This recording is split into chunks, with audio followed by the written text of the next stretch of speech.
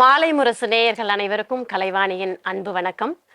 நீங்கள் அனைவரும் ஆவலோடு எதிர்பார்த்து காத்து கொண்டிருக்கும் அற்புதமான ஒரு நிகழ்ச்சி குரு பெயர்ச்சி 2026. 12 ராசிக்காரர்களுக்கும் இந்த குரு பெயர்ச்சி என்ன மாதிரியான பலன்களை தரப்போகுது அப்படிங்கிறது தான் இந்த நிகழ்ச்சியில நாம பார்க்க போறோம். அதுக்கு முன்னாடி எப்பயுமே ஒரு நிகழ்ச்சியை பற்றிய புரிதல் நமக்கு இருக்கணும் இல்லையா? அந்த புரிதலை எடுத்துக்கிட்டு அதுக்கப்புறம் நாம நிகழ்ச்சிக்கு போகலாம். ஆன்மீகத்தின் மீது நம்பிக்கை இருக்கிறவங்க மட்டும் இல்ல, இல்லாதவங்க கூட இந்த நிகழ்ச்சியை பார்ப்பாங்க.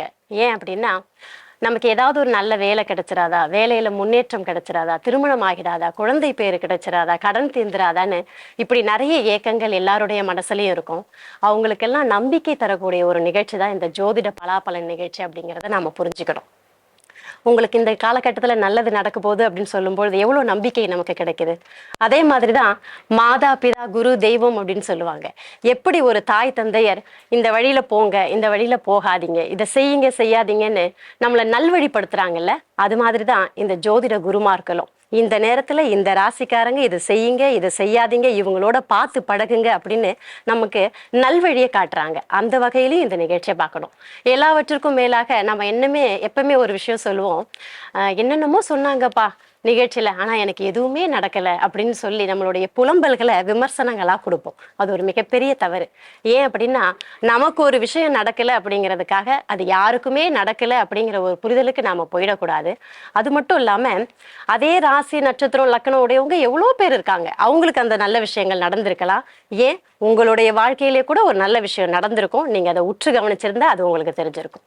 குறிப்பாக இன்னைக்கு இருக்கிற காலகட்டத்துல நம்மளுடைய இந்த பிறப்பின் நேரம் அப்படிங்கிறது மிக துல்லியமாக கணிக்கப்படுகிறதா அப்படின்னா இல்ல. அப்போ நமக்கு ஜாதகம் எழுதும் போது அதுலயும் சில பிழைகள் இருக்கலாம், ராசி நட்சத்திரங்கள் தவறி போயிருக்கலாம், அதனால கூட அந்த பலாபலன் நமக்கு சரியானதாக இல்லாமல் இருக்கலாம். அதனால இந்த எதிர்மறையான விமர்சனங்களை வைப்பதை தவிர்த்து விட்டு இந்த நிகழ்ச்சியை முற்றிலுமாக நேர்மறையான எண்ணங்களோட பார்க்கணும் அப்படிங்கிற புரிதலோடு நாம இப்போ நிகழ்ச்சிக்கு போக போறோம். குரு பெயர்ச்சி 2026 அற்புதமான ஒரு நிகழ்ச்சி. உங்க எல்லாருக்கும் மிக பரிச்சித்தமான, உங்களுடைய மனசுல நீங்காத இடம் பிடித்த 4 அருமையான ஜோதிடர்கள் இன்னைக்கு நம்மளோட இணையறாங்க. அவங்கள வச்சு இப்படி ஒரு அற்புதமான நிகழ்ச்சியை வழங்குவதில் மாலை முரசு தொலைக்காட்சி சற்று பெருமை கொள்கிறது அப்படின்னு கூட சொல்லலாம். ஏன்னா ஒவ்வொரு ஜோதிடர்களுக்கும் ஒவ்வொரு தனித்துவம் இருக்கிறது. அந்த வகையில் இன்னைக்கு நம்மளோட நிகழ்ச்சியில இணையறவங்க, முதலாக ஜோதிட கலாநிதி ஸ்ரீமதி பாரதி ஸ்ரீதர் அவர்களே தொலைக்காட்சியின் சார்பாக வரவேற்கிறோம். அடுத்தபடியாக நம்மளுடைய மகேஷ் ஐயர், முருகா அப்படின்னு சொன்னா உள்ளமெல்லாம் உருகும் இல்லையா, அவர் முருகான்னு சொன்னா எல்லாருடைய உள்ளமுமே உருகிடும். அப்படிப்பட்ட ஒரு ஜோதிடர் மகேஷ் ஐயர் அவர்கள். அடுத்தபடியாக உதாரண ஜோதிடர், உங்க எல்லாருக்கும் ரொம்பவே மாலை முரசின் மூலமாக அறிமுகமானவர் அப்படின்னு கூட சொல்லலாம், பீமாராஜா ஐயர் அவர்கள். அடுத்தபடியாக யாமிருக்க பயமேன் அப்படின்னு ஆரம்பிக்கிற நம்மளுடைய அருண்குமார் ஐயா அவர்கள். ஆகிய அனைவர்களையும் தொலைக்காட்சியின் சார்பாக வரவேற்று இந்த நிகழ்ச்சியை சிறப்பாக அமைத்து தருமாறு அன்போடு கேட்டுக்கொள்கிறேன். குரு பெயர்ச்சி பலன் 2026 பொதுவாக என்ன மாதிரியான பலன்களை தரப்போகுது அப்படிங்கிறத நம்ம முதலியே அம்மா கிட்ட தான் ஆரம்பிக்க போறோம். ஏன்னா ஆண்களுக்கு அழகே முதல்ல பெண்களுக்கு முதலிடம் தருவதுதான் அப்படிங்கிறது இல்லையா, அதனால பெண்களே முதல்ல பேசணும்னு அவங்களே சொல்லிட்டாங்க. அம்மா முதல்ல ஆரம்பிக்கிறாங்க. பொது பலன் சொல்லுங்க அம்மா. மாலை முரசு நேயர்களுக்கு வணக்கம். 2026ஆம் ஆண்டு குரு பெயர்ச்சி மே மாதம் 26ஆம் தேதி வாக்கிய பஞ்சாங்கப்படி குரு பெயர்ச்சி நடக்குது. திருக்கணிதப்படி பார்த்திங்கன்னா ஜூன் மாதம் 1ஆம் தேதி நள்ளிரவு வருது. ஸோ அதை 2ஆம் தேதி காலையில் அப்படின்னும் எடுத்துக்கலாம். வாக்கியப்படி ஃபாலோ பண்ணுறவங்க மே 26 ஃபாலோ பண்ணுங்கள். திருக்கணிதப்படி ஃபாலோ பண்ணுறவங்க ஜூன் 2ஆம் தேதியிலேருந்து ஃபாலோ பண்ணிக்கலாம். ஸோ இந்த பொது பலன்கள் அப்படின்னு சொல்லும்போது, குரு பகவான் உலகத்தில் நடக்கக்கூடிய பல நிகழ்வுகளை குரு பகவானினுடைய ஸ்தான பலம் தான் நிர்ணயம் பண்ணும். அந்த விதத்தில் இப்போ மிதுன ராசியிலிருந்து கடகராசிக்கு வரார். ஸோ கடகராசியில் உச்சபலம் பெற்று இருக்க போகிறார். 12 ஆண்டுகளுக்கு பிறகு குரு கடகத்தில் ஒரு உச்சபலம் பெறும்போது, இப்போ எப்படி தமிழ்நாட்டில் நம்ம ஒரு மாற்றம் பார்த்தோமோ அது மாதிரி உலக அளவில் பல மாற்றங்கள் கண்டிப்பாக வரும். அண்ட் கிரகநிலைகளை பொறுத்த வரைக்கும் ஒவ்வொரு 12 ஆண்டுக்கு ஒரு முறையும் குரு பகவான் எப்பெல்லாம் உச்சபலம் பெறுகிறாரோ அப்போ அந்த மாதிரியான ஒரு பெரிய நிகழ்வுகளோ ஒரு மாற்றமோ கண்டிப்பாக வரும்.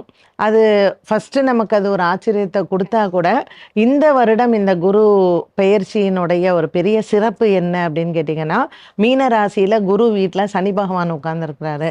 ஸோ குரு பகவானினுடைய பார்வை சனி பகவானுக்கும் அது இருக்கிறதுனால இந்த 5, 9 இதில் மிகப்பெரிய மாற்றம் உலக அளவில் வரும். இந்த மாற்றங்கள் எல்லாமே ஒரு நன்மைக்காக ஏற்படும் பொழுது, ஆன்மீகம் அப்படின்னு சொல்லக்கூடிய விஷயங்களில் பலவிதமான முன்னேற்றங்கள் வரக்கூடிய ஒரு காலமாக இது இருக்கும். படிப்பு துறையாக இருக்கட்டும், இல்லைன்னா இந்த பேங்க் சம்பந்தப்பட்டது, இந்த மாதிரியான நிர்வாகத்துறைகளுக்கு நிறைய புதிய மாற்றங்கள் வருது. அந்த மாற்றங்களை மக்கள் கண்டிப்பாக ஏற்றுக்கொள்ளணும். ஏற்றுக்கொள்ளக்கூடிய சூழ்நிலைகளும் வரத்தான் செய்யும். ஐயோ, ஏன்னா நம்மெல்லாம் ஒரே விதமாக டியூன் ஆயிட்டோம். ஸோ இதெல்லாம் மாறுறதுக்கு மக்களுடைய மனசில் இருக்கணும். இந்த குரு பெயர்ச்சி இந்த தடவை 3 ராசிகளில் வருது. இப்போ மிதுனத்தில் இருக்கார், அப்புறம் கடகத்தில் இருக்கார். ஐப்பசி மாதத்துக்கு மேலே அவர் சிம்மத்துக்கும் போகிறார்.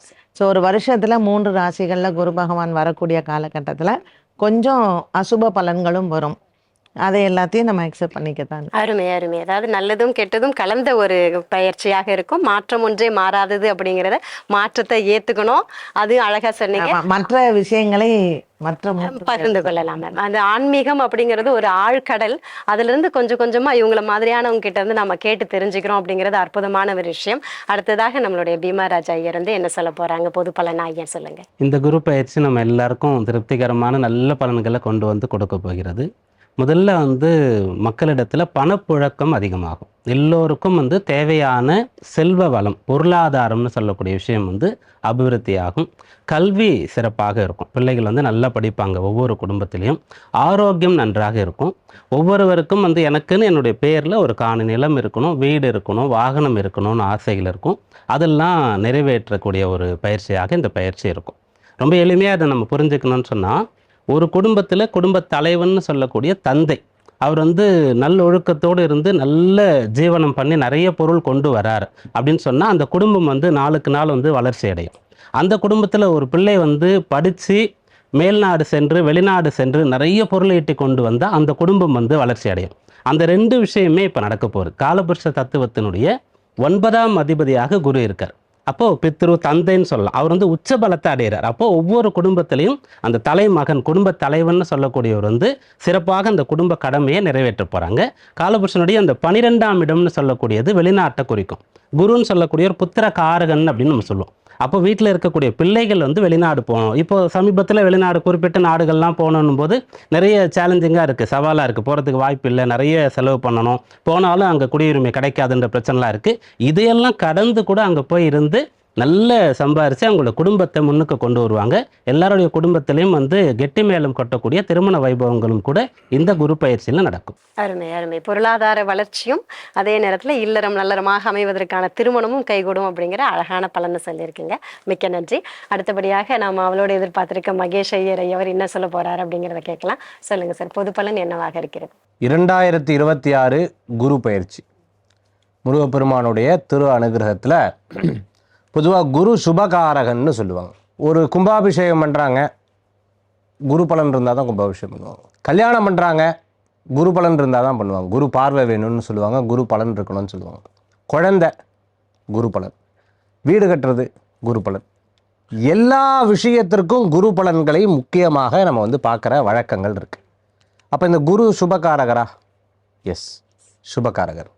யாருக்கு சுபகாரகர், யாருக்கு அசுபகாரகர் அப்படின்னு சொல்கிறேன். இப்போ நம்ம குரு பயிற்சி பலன்கள் பாரதி ஸ்ரீதரமா இப்போ சொன்னாங்க. ரொம்ப அழகாக அதை பற்றி எடுத்து சொன்னாங்க. நீங்கள் சொன்னீங்க லேடிஸ் ஃபஸ்ட்டு, அதனால் அவங்க தான் பெஸ்ட்டு அப்படின்னு. அதனால் அவங்க சொன்னாங்க. அதே மாதிரி பீமராஜ், அப்புறம் பேசக்கூடிய திரு அருண். இந்த குருவுடைய பலன் யாருக்கு ஒர்க் ஆகும் அப்படின்னு கேட்டிங்கன்னா, யார் முழுமையாக ஒர்க் பண்ணுறாங்களோ அவங்களுக்கு ஒர்க் ஆகும். இப்போ நான் பலன் கேட்டுட்டு தானாக ஒர்க் ஆகும் அப்படின்னா அதெல்லாம் ஒர்க் ஆகாது. அப்போது சுபகாரகர் எப்போ வேலை செய்வாங்கன்னா, நீங்கள் சுபமான மனதில் கொண்டு வந்தால் தான் சுபகாரகர் வேலை செய்வார். குட் தாட்ஸ் இல்லாமல், ஒரு தெளிவான சிந்தனை இல்லாமல், குருவுக்கு குரு இருந்தாலும் வேலை செய்ய மாட்டார். அதனால் முதல்ல குட் தாட்ஸ் தேவை. டிவைனான தாட்ஸ் தேவை. ரொம்ப அந்த இடத்துல வந்து உங்கள் மனதை கிளியர் பண்ணி நீங்கள் ஒரு விஷயத்துக்கு ப்ரிப்பேர் ஆகி ஹானஸ்ட்டாக அதுக்காக ஒர்க் பண்ணிங்கன்னா இந்த குரு பயிற்சி உங்களுக்கு சாதகமாக இருக்கும், இல்லைன்னா சாதகம் இல்லை. 4ஆம் இடத்துல குருவரர், 4ஆம் இடத்துலங்கிறது சுகஸ்தானம்னு சொல்லுவாங்க. சுகம்னா என்ன? நான் வீடு கட்டணும்னு நினைக்கிறேன், எனக்கு வேணும்ல, அப்போ அந்த வீடு உயர்த்துறதுக்கு, வீடு வருஷத்துக்கு எல்லாமே நல்லாயிருக்கும். அதே மாதிரி இந்த 4ஆம் இடத்துலேருந்து காலபுருஷ தத்துவத்தில் 8ஆம் இடம்னு சொல்லக்கூடிய விருச்சிக ராசியை பார்க்குறது. 10 வருஷமாக நான் பட்டா பாப்பான்னு வரமாட்டேங்குது, அதை சரி பண்ணி கொடுக்கறதுக்கு ஒரு அற்புதமான மகரத்துக்கு எப்படி சார் இருக்கும்? சூப்பராக இருக்கும். ஸோ இந்த மாதிரி சில விஷயங்களுக்கு குரு சாதகமாக இருக்கக்கூடிய ஆண்டாக இந்த ஆண்டு இருக்கும். பட் ஆனால் எனக்கு முன்னாடி அவங்க வந்து ரொம்ப ஒரு விஷயத்த சொன்னாங்கன்னா கரெக்டாக சொல்லுவாங்க.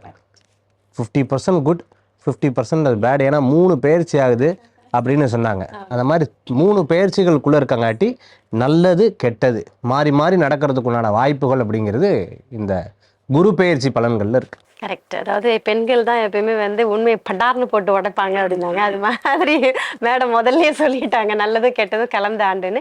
நீங்களும் அழகான ஒரு விஷயத்த சொன்னீங்க. உண்மை, நேர்மை, உழைப்பு இருந்தால் தான் குரு மட்டும் இல்லை, எந்த கிரகம் வந்தாலுமே உயர்வு உண்டு அப்படிங்கிறத ரொம்ப அழகாக சொல்லிருங்க. தொடர்ந்து நம்ம நிறைய பேசலாம். அடுத்தபடியாக ஐயாவுடைய குரு பலனுக்காக பார்த்துட்டு இருக்காங்க, நீங்கள் என்ன சொல்ல போறீங்க? அருண்குமார் சார் நீங்கள் சொல்லுங்க. ஸோ முன்னாடி பேசின 3 ஜோதிட குருமார்களும் பல விஷயங்களை பதிவு பண்ணாங்க. அண்ணன் சொன்ன மாதிரி கிராம பகுதிகளில் தொடங்கி எந்த ஒரு இடத்துக்கு போனாலும் ஒரு நல்ல காரியத்தை நம்ம தொடங்கணும்னு சொல்லி கேட்டோம்னா ஒருவருடைய ஜாதகத்தில் குரு பலன் இருக்கா அப்படின்னு சொல்லி பார்த்து தான் முடிவு பண்ணுவாங்க. ஸோ கிட்டத்தட்ட 12 வருஷத்துக்கு பிறகு குரு பகவான் கடகத்தில் சந்திரனோட மனையில் உச்சமடைகிறார். குருவும் சந்திரனும் சேரக்கூடிய காலம் குரு சந்திர யோகத்தை ஏற்படுத்தும்னு சொல்லலாம். ஸோ தனக்காரகன் குரு பகவான் ஒரு ஜாதகத்துக்கு உச்சமடைகிறதுனால பொதுவாக பார்த்துட்டு இருக்கக்கூடிய நம்ம நேயர்கள், உங்களுடைய ராசிக்கு குருவனுடைய வீடு எந்த வீடாக இருக்கிறதோ அந்த வீட்டுக்குரிய பலன்கள் அற்புதமான வளர்ச்சியை கொடுக்கும். அதில் குறிப்பாக ஜாதகத்தில் குரு திசை நடக்கிறவங்க, குரு புத்தி நடப்பவர்களுக்கு ஒரு மிகச்சிறந்த யோக பலன்களை தரக்கூடிய அடிப்படையில் இருக்கும். ஸோ இந்த குரு பயிற்சியில் பல விஷயங்களை அவங்க பதிவு பண்ணதுனால இந்த குரு பயிற்சியில் மிகச்சிறந்த ஒரு குருவினுடைய பலன்களை பார்க்கக்கூடிய ராசிகளாக பார்க்கப்படக்கூடியதுல மிதுன ராசிக்காரர்களுக்கு ஒரு அற்புதமான பலன். 2வது இடத்துல குரு பகவான் வரார். இப்ப ஜென்ம குருவால் பட்ட கஷ்டங்கள் எல்லாம் தீர்ந்து அவங்களுடைய வாழ்க்கையில ஒரு மிகப்பெரிய தெளிவு, மனநிறைவு, ஒரு பொருளாதார முன்னேற்றத்தை ஏற்படுத்தக்கூடிய அடிப்படையில் இருக்கு. அதற்கடுத்தது இந்த 7.5 சனியில கடந்த ஒரு 3 வருட காலங்களில் அகப்பட்டுக்கிட்டு இருக்கக்கூடிய மீனராசிக்காரர்களுக்கு ஒரு அற்புதமான குரு பயிற்சியாக அது இருக்கு. சார் ஒரு வனவாசமான வாழ்க்கை தான் சார், எண்ணத்துல தெளிவில்லை, சிந்தனையில தெளிவில்லை, எல்லாம் இருந்து ஒரு வெறுமையான வாழ்க்கையில ஓடிக்கிட்டே இருந்தோம் சார் அப்படின்னு நினைக்கக்கூடியவர்களுக்கு ஒரு மறுமலர்ச்சியை தரார். பஞ்சமஸ்தானத்துல குரு வர்றது பல பாக்கியங்களை அவங்களுக்கு செய்ய போகுதுன்னு சொல்லலாம். அதற்கடுத்தது கிட்டத்தட்ட கடந்த ஒரு 8 வருஷ வாழ்க்கையில் இந்த 7.5 சனி ஆரம்பிச்சு அந்த மகர ராசிக்காரர்கள் பட்ட வழி என்பது வார்த்தையால சொல்ல முடியாது. இழக்கிறதுக்கு ஒண்ணுமே இல்லையே சார், எல்லாம் இருந்து ஒரு அநாத மாதிரி வாழ்ந்துட்டுமே அப்படின்னு சொல்லி ஒரு மனவழியில இருந்தவங்களுக்கு 7ஆம் இடத்து குரு நேரடி பார்வையா ராசியை பார்க்கறதுனால ஒரு மிகப்பெரிய புத்துயிர், ஒரு மறுபிறப்பு எடுத்து அவங்க வாழ்க்கையில வெற்றி பெறக்கூடிய காலமா இருக்க போகுது. அதற்கடுத்தது முக்கியமா விருச்சிக ராசிக்காரர்களுக்கு 8ல குரு மாட்டினதுல இருந்து செய்யாத தப்புக்கெல்லாம் தண்டனை, பண்ணாத பாவத்துக்கு நான் பழி ஏத்துக்கிட்டேன் அப்படின்னு நினைக்கக்கூடியவர்களுக்கு 9ஆம் இடத்து குருவால ஒரு மிகப்பெரிய உச்ச பலன்களை பார்க்கக்கூடிய அடிப்படையில் இருக்கு. ஸோ கடைசியா சொல்லக்கூடிய கன்னிராசிக்காரர்கள் கடந்த 10ல குரு இருந்த காலகட்டம் பணம், வேலை, தொழில் இது சார்ந்த விஷயங்கள்ல பல சவால்களை சந்திச்சுட்டு வந்திருப்பாங்க. அப்ப அதுல இருக்கக்கூடிய தடைகள் எல்லாம் மாறுபட்டு 11ஆம் இடத்து குரு மிகப்பெரிய பொருளாதார முன்னேற்றத்தையும் செல்வ வளத்தையும் கொடுக்க போகிறது. ஸோ பொதுவாக இந்த குருவினுடைய உச்ச பெயர்ச்சி அப்படின்னு பார்க்கும் பொழுது மற்ற ராசிக்காரர்கள் நீங்க பயப்பட வேணாம். ஏன்னா குரு வரக்கூடிய இடத்தை விட பார்க்கக்கூடிய இடத்திற்கு மிகப்பெரிய பலம் பொருந்தும். அந்த அடிப்படையில் விருச்சிக ராசியை பார்க்கிறார், மகர ராசியை பார்க்கிறார், மீன ராசியை பார்க்கிறாரு. உங்களுடைய சுய ஜாதகப்படி உங்க ராசிக்கு எந்த இடத்தின் மீது குருவினுடைய பார்வை பதிகிறதோ அந்த இடத்திற்கு மிகுந்த பலன்களை இந்த குரு பெயர்ச்சி செய்ய காத்திருக்கிறது.